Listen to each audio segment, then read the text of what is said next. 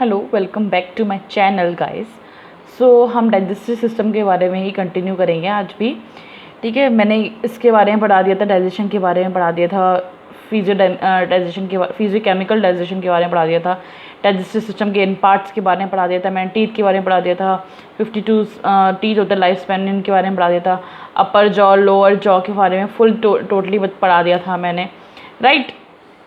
Incisor, canine, premolar, molar, इन सब के बारे में, विजडम टूथ के बारे में पढ़ा दिया था। ठीक है, मैंने आपको यही बता दिया था कि माउथ में बक्कल कैविटी पाई जाती है। बक्कल कैविटी में 3 पार्ट होते हैं, टंग, teeth, salivary gland.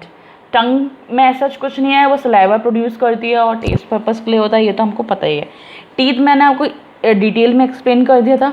Now the turn is for salivary gland. ठीक है, सलाइवरी ग्लैंड में 3 पार्ट होते हैं, पैरोटाइड, सब मैंडिबुलर, सब लैंगुलर।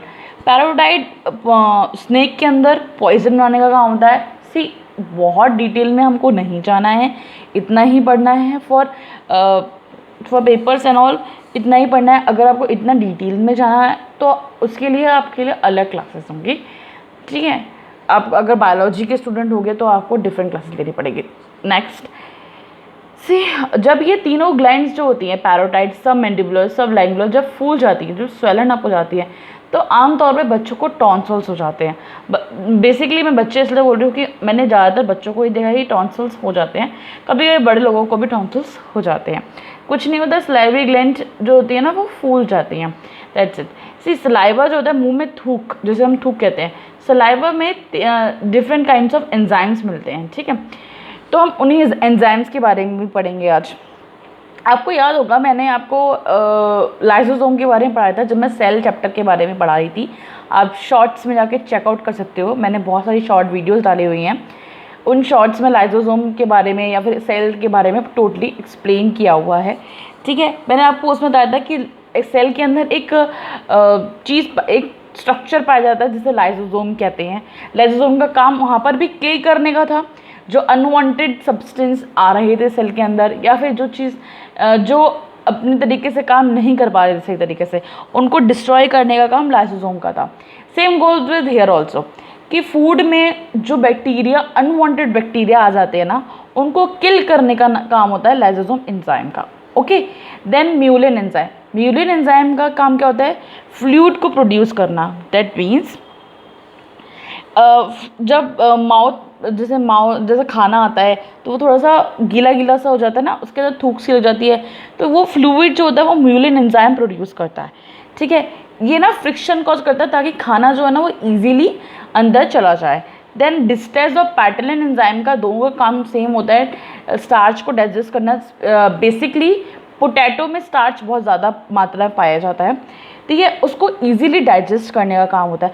और ना लाइसोसोम एंजाइम के बारे में मुझे एक चीज़ और याद आती है कि जैसे बचपन में हम लोगों से कहा नहीं आता था कि मुंह में खाना अच्छे से चबाओ, सोते समय खाना नहीं खाना चाहिए। क्यों नहीं खाना चाहिए?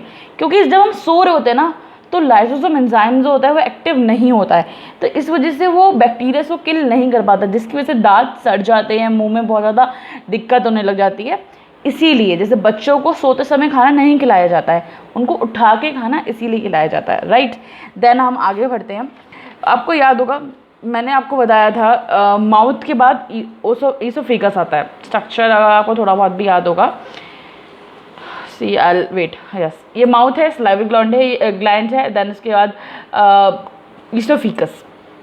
ईसोफेगस से खाना कुछ नहीं होता है, सिर्फ यहाँ से माउथ में खाना आया, चबा, फिर उसके बाद सलाइवरी ग्लैंड में मिला, उसके बाद वो ट्रांसफ़र होके स्टमक में जाएगा। हम बेसिकली अब स्टमक के बारे में ही पढ़ेंगे। ठीक है, स्टमक के 3 पार्ट्स होते हैं। मैं आपको स्टमक का स्ट्रक्चर दिखाती हूँ, बहुत प्यारा स्ट्रक्चर है। स्टमक के 3 पार्ट होते हैं, कार्डिक, फंडस और पेलोरस। बॉडी को हम कंसिडर नहीं करते, हमें पढ़ना बेसिकली 3 पार्ट के बारे में है। सी, कार्डिक का काम क्या होता है? कार्डिक जो है वो, क्योंकि वो हार्ट के पास पाया जाता है इसीलिए इसको कार्डिक बोलते हैं। ओके, देन इसका काम क्या होता है? इसके अंदर HCl पाया जाता है। HCl देखो है तो वो वही है, तो वो एसिड, लेकिन फिर भी वो स्टमक को डिस्ट्रॉय नहीं करता है। सिर्फ और सिर्फ खाने में पाए जाने वाले माइक्रो बैक्टीरिया जो लाइसोसोम एंजाइम नहीं मार पाता है उनको डिस्ट्रॉय करता है। क्यों? क्योंकि क्यों डिस्ट्रॉय नहीं कर पाता है स्टमक को? क्यों? क्योंकि म्यूकस लेयर पाई जाती है स्टमक के अंदर, ठीक है। और पता है क्या होता है, कभी कभी ये म्यूकस लेयर थिन हो जाती है और HCl बढ़ जाता है तो लोगों को अल्सर हो जाता है, ठीक है। ऐसा सुना होगा आपने, लोगों को अल्सर हो जाता है, एसिडिटी हो जाती है। एसिडिटी में क्या होता है ना कि HCl बहुत ज़्यादा हो जाता है, जिसकी वजह से हमें इनो पीना पड़ता है ताकि न्यूट्रलाइज कर सकें, राइट। OH बेस अगर आपने थोड़ा सा केमिस्ट्री पढ़े होगे तो आप समझ पा रहे होगे। देन पार्ट होता है फंडिक। फंडिक में रस्टिक पाया जाता है।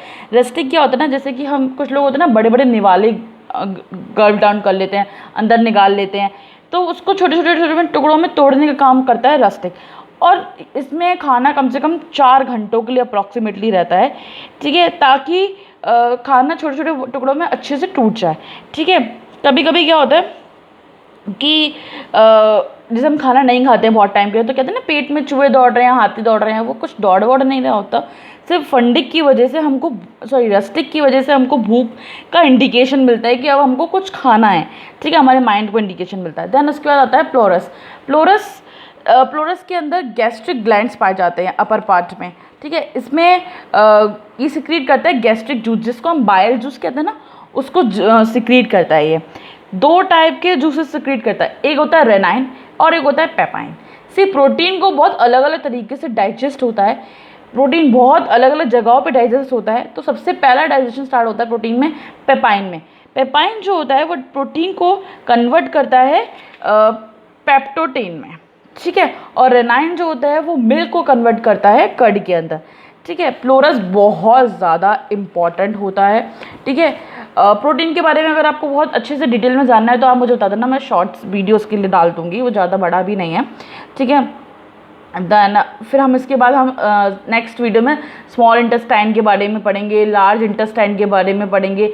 इसमें गॉल ब्लैडर, लिवर, पैनक्रियाज का क्या काम होता है, कौन कौन से एंजाइम्स या सिक्रीशन सिक्रीट करते हैं, ठीक है। अपेंडिक्स, एनस, रेक्टम, इन सब के बारे में हम लेटर ऑन पढ़ेंगे। Thank you so much.